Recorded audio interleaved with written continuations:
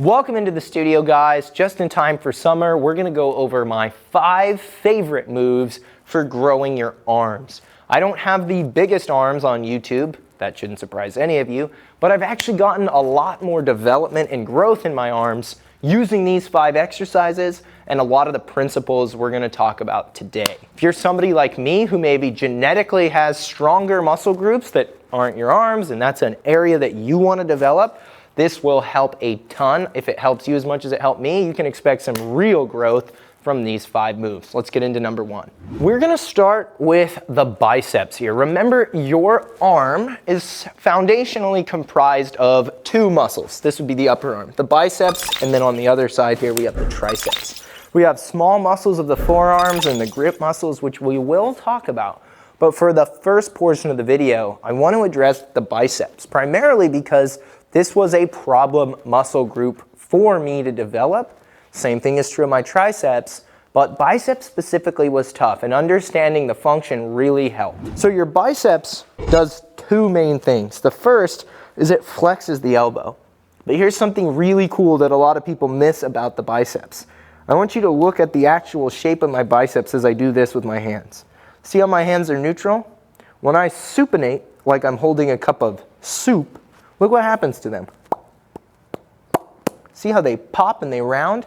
It's because the biceps attaches down here. Long story short, that means when it comes up, it also pulls the pinky in. So the biceps' primary function is what we would call flexion and supination.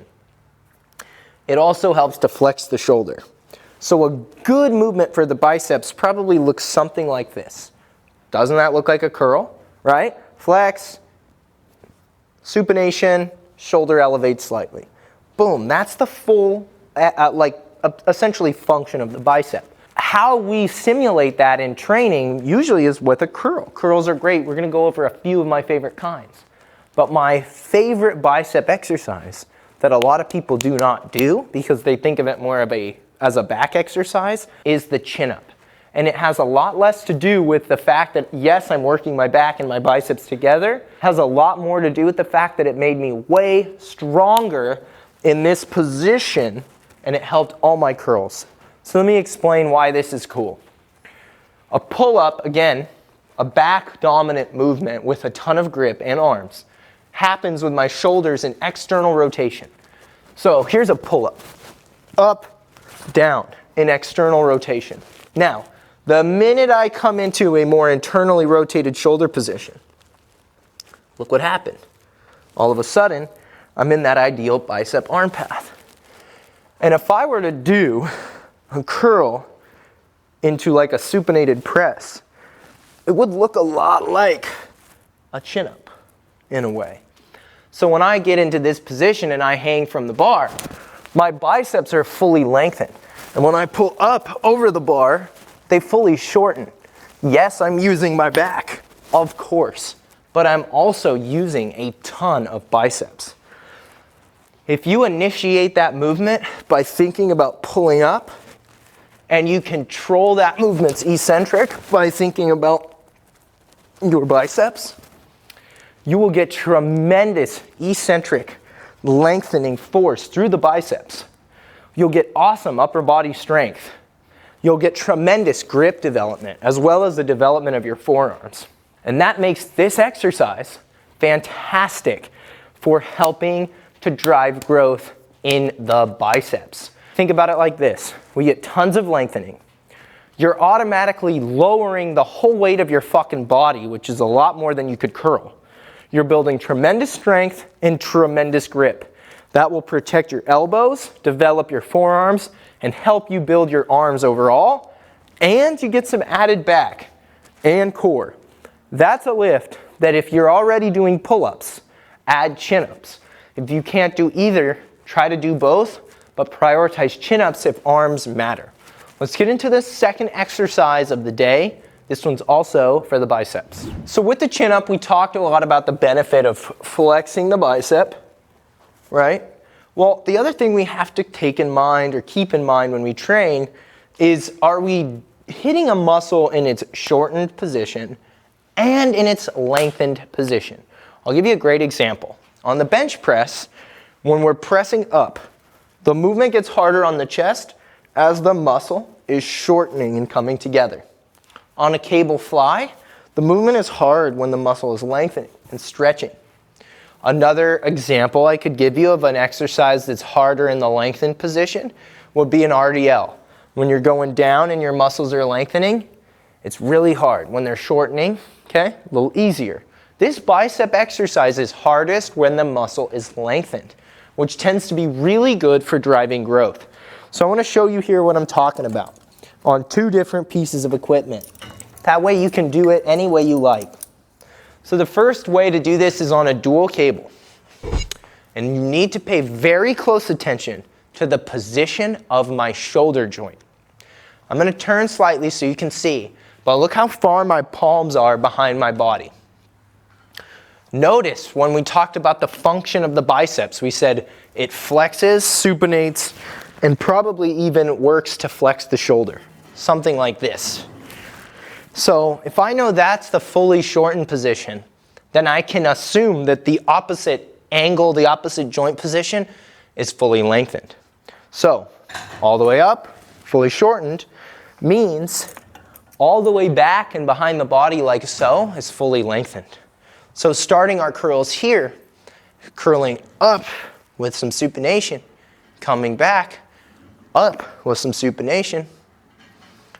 This does an incredible amount of stretch, or places an incredible amount of stretch in those biceps. And I find movements like this pair beautifully with something like a chin-up that's more here to here, and this is more here to here. Those 2 patterns, boom, boom, train the whole contractile range of that muscle. But what if you don't have a cable machine? Worry not. I'll show you perhaps my favorite dumbbell bicep exercise ever. Doing these and getting to a point where I could do these with 30-pound dumbbells, I started being able to do these with 20s, really helped my arms grow. So my head is back, my shoulders are back behind my body. Simply flexing up and coming down under control simulates the same thing that cable simulates. The only difference is down here at the bottom with the dumbbells, it's harder. And as I get closer to the top, it gets easier. When I use a cable, it feels about the same the whole time. But the reason I'm cool with it being harder at the bottom with these dumbbells versus maybe normally where I'd like the resistance consistent is because I want to bias the lengthened position. I want it to be harder where the muscle is lengthened. And doing this with dumbbells allows me to do that.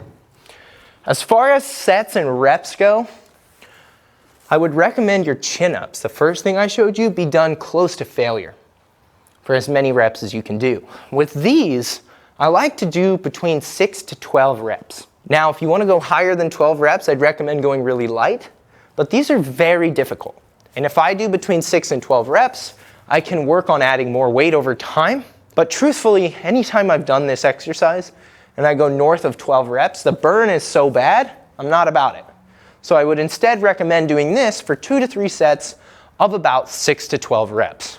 If you do chin-ups and incline curls alone, I think those are 2 of the best exercises you can do to grow your biceps. And when I added them in, it made a huge difference for me. Let's go on to the third movement for the flexors of the arm before we get into the triceps. The next exercise is actually for a muscle that's underneath the biceps. So the biceps is this muscle here that makes a ball. Between the biceps and the triceps, we have another muscle. We actually have a couple muscles in here. We have the brachialis and we have the brachioradialis. And then we have all of these muscles right here. Pay attention to this joint right here, this kind of pit inside my elbow. Look what happens when I wiggle my fingers. You see these muscles moving, right? It's because the muscles of my hand, all of these tendons you can see on the back of the hand, the muscles of my hands go into my forearms. And if you want to develop strong muscular forearms or muscular arms, having big biceps and chunky triceps is dope. But if you have well-developed forearms, not only will it improve your strength, it will develop the muscle in between the biceps and triceps, creating a gap and pushing them away from each other to make the arms have the illusion of being even bigger. It's an old bodybuilding trick, but at the end of the day, training your forearms is about much more than just getting muscular. And my favorite lift for this is the hammer curl. It's called the hammer curl, I'm guessing, because when you hammer something, you probably hammer it like that. Nobody holds a hammer in supination. Also, if I'm curling in supination, based on what we described earlier, what muscle is going to work hardest? The biceps, the big bump here. But the minute I turn into a neutral position, look what happens. I relax that bicep considerably, right? It goes from one ball to kind of just a little more flaccid. So the hammer curl occurs in a very vertical plane with the thumbs facing up, squeezing the handle hard, coming down under control. Now, here's something badass about the hammer curl. It's really fucking easy to go heavy as shit. I'm holding a 50 here, and I can do several reps.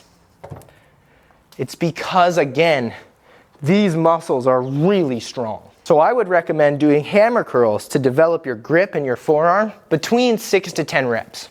If you want to get a nasty, nasty pump, these exercises work great for a drop set because you might find your brachialis and brachioradialis can curl a lot of weight, and right when you run out of steam, you can swip to something light and keep going and get an amazing pump from your upper arm all the way down to your wrist.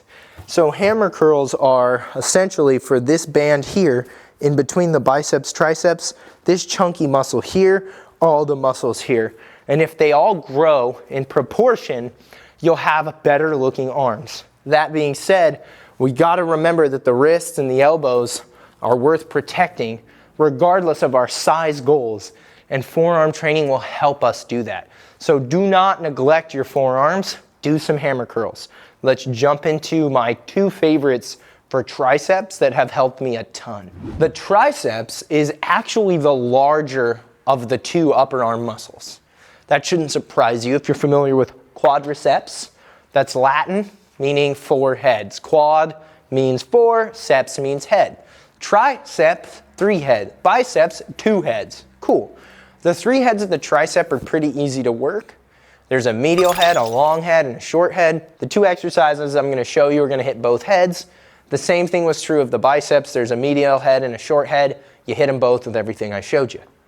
Sometimes the anatomy gets a little too complicated, but the triceps anatomy is a little bit different and a little bit, in my opinion, more complicated than the biceps.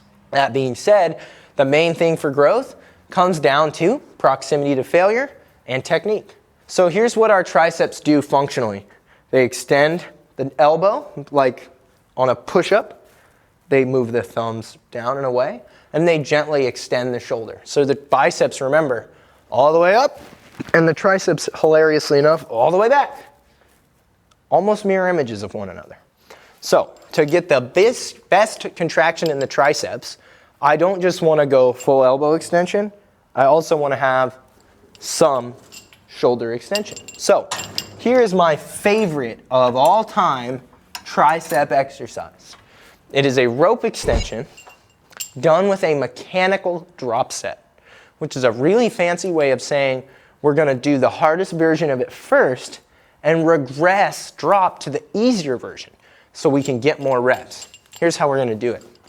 Start by actually standing pretty far away from the cable with your weight shifted back and prioritize flexion of the triceps, flexion of the elbows, extension really, extending back, and getting close to failure in a position where you're really pushing away. When you reach that point, you're going to then step forward so that you're right under the cable. Your triceps are lined up with the cable, and you'll go to failure again. Still prioritizing that extension of the shoulder, but it's obviously easier from this position. So we go the harder one first. Boom, boom, boom. And when we can't do any more, we go to the more typical, easier one and finish the set. These two are great at higher reps. I'd say between 10 and 12 here, stepping forward and doing 10 to 12 here. That will bring a level of pain and pump to your triceps that's absolutely crazy. Now when we step away, the hardest part becomes extending the triceps, meaning the muscles worked at its peak as it's shortening. It gets harder as the muscle's flexing. Think of a leg extension. But when I step forward, it's a little bit different. It's pretty hard throughout the full range of motion, but for some reason it feels hardest at the top, and the lockout is easier. Those two movements are basically the same, done on one cable as a mechanical drop set, but man, oh man, do I love that. You don't need to go super heavy, you just need to have good form, and that's gonna hit two of the heads of the tricep really well. The long head, the bigger of the three heads, is attached to your shoulder blade, that bone on the back. And that bone needs to move for us to fully tap into that long head. Let me show you what I mean for our final exercise. I've got these cables set up overhead for this last exercise, and there's a reason for that. You see, to hit the longest head of the triceps, I need to reposition my shoulders. That's because that muscle attaches to the bone on the back of my rib cage called the scapula. Are you familiar, I'm sure you are, with a skull crusher exercise or a dumbbell overhead extension for the triceps? The reason those are popular is because they take the elbow and shoulder and reposition them so that the short and medial head of the triceps work less hard than the long head. But if I want to work the long head, I need my shoulder to move. And the two positions that you can think of, I want you to think of three positions really. Elbows pointing down, elbows pointing forward, and elbows pointing up. If your elbows are pointing up or forward, the long head is probably working. If your elbows are pointing down, it's probably taking a break. Simple.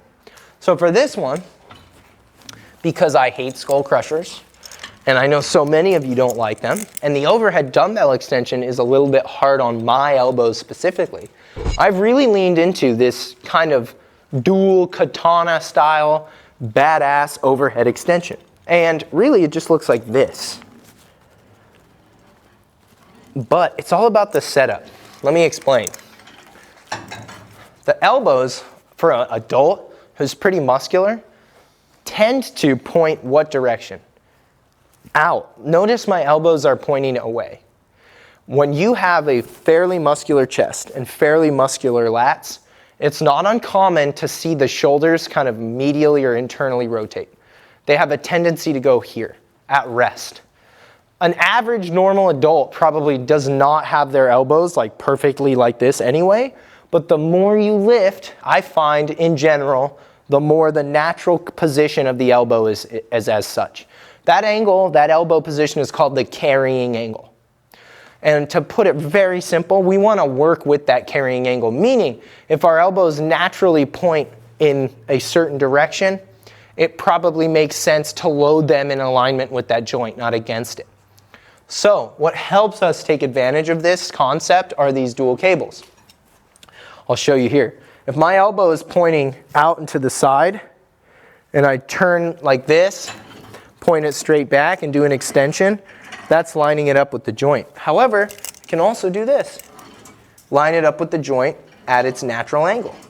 And that seems to be really comfortable for me. And so I do the same thing on these.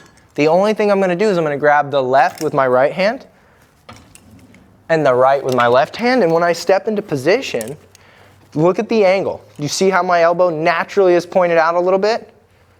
And when I extend, that cable lines up beautifully with my tricep. I love that shit. That is money. From here, I just extend my triceps, my elbows, and that cable is lined up perfectly. That feels much better on my joints than something like this. Awesome exercise. I promise I'm not bashing it. However, just hear me out. Elbows pointing out, dumbbell moving up and down. See that? Dumbbell moving north and south, elbows moving east and west. Feels horrible. Even if I fix it, it still doesn't feel great. What feels better is a little less weight done one at a time, or even more so, something like this. And all of that shit is good. It's great, actually. That, to me, is just much better. It's much more comfortable, it feels more natural than a skull crusher, and it complements our traditional tricep extension by moving the scapula and getting us into our long head, okay? So those are the 5 exercises that I would do to grow your arms. The first one, again, chin-ups done close to failure to build strength, focusing on biceps. Incline curls or cable curls with the shoulders starting in extension so that we bias the lengthened position. Hammer curls done heavily to train the brachialis, brachioradialis, and the muscles of the grip. Tricep rope extensions to hit our elbows or our triceps elbow extension in a more neutral position, and overhead dual cable extensions to hit our elbow extension in a more overhead position. Those 5 lifts done 2 to 3 times a week will definitely help you develop and grow your arms. The other thing you could do is just take this session, everything I showed you, all 5, and do 3 to 4 sets of each exercise, 1 to 2 reps from failure, probably somewhere between 6 to 15 reps, and you'll be all set to go. So guys, if you enjoyed this video, be sure to subscribe to the channel, hit the notification bell, check out some of our other full-length videos on other body part training splits, other routines, all that stuff, and be sure to stay tuned for the next one. See ya.